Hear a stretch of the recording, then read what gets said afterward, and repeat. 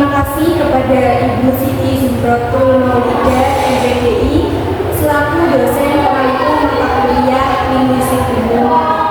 Terima kasih telah memberikan kesempatan kepada kami untuk mempresentasikan hasil diskusi dari kelompok kami untuk memenuhi tugas akhir pada mata kuliah Linguistik Umum.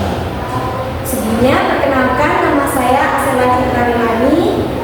Di sini saya selaku moderator untuk memandu jalannya presentasi kali ini. Pada kesempatan kali ini kami akan mempresentasikan mengenai aliran linguistik transformasional. Nah, di sini saya tidak sendiri, saya ditemani oleh rekan-rekan saya, yaitu ada Febriana Artika, Mas Saul Fitri Ismaili, Norma Rahmatul Fajar, Diva Meila Salsabu. Langsung saja pada materi yang pertama, yaitu mengenai Noam Chomsky yang akan dijelaskan oleh saudari Norma. Yang pertama, Noam Chomsky lahir pada 7 Desember 1928, adalah tokoh penting dalam linguistik modern. Didukung oleh ayahnya untuk mempelajari tata bahasa Ibrani sejak kecil. Ia melanjutkan studi di Universitas Pennsylvania di bawah bimbingan Zelig Harris. Pengaruh Harris terlihat pada tesis magisternya, Morphonemics of Modern Hebrew, yang menekankan evaluasi kualitas hasil bahasa. Pada 1957 setelah menjadi dosen di MIT. Selanjutnya akan saya kembalikan kepada mereka.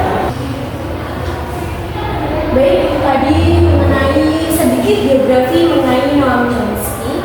Selanjutnya akan dijelaskan kembali oleh saudari Diva.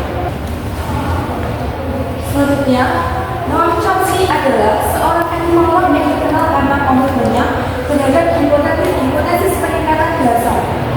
Chomsky berpendapat bahwa struktur yang lebih dalam dari alat pemrograman bahasa berhubungan dengan makna kalimat atau konteks semantiknya.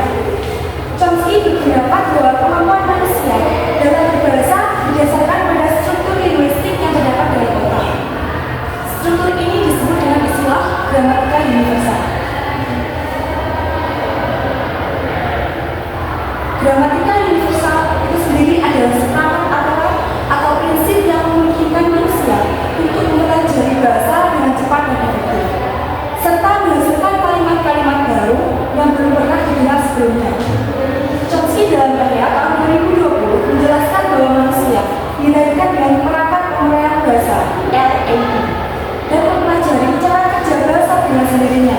Dalam teorinya, Chomsky juga membedakan antara bahasa kompetensi dan bahasa belajar. Baiklah, saya kembalikan kepada Bapak. Baik, itu tadi juga telah dijelaskan oleh saudari Diva. Selanjutnya ada mengenai bahasa kompetensi yang akan dijelaskan oleh saudari Mas Saul. Bahasa kompetensi adalah kemampuan untuk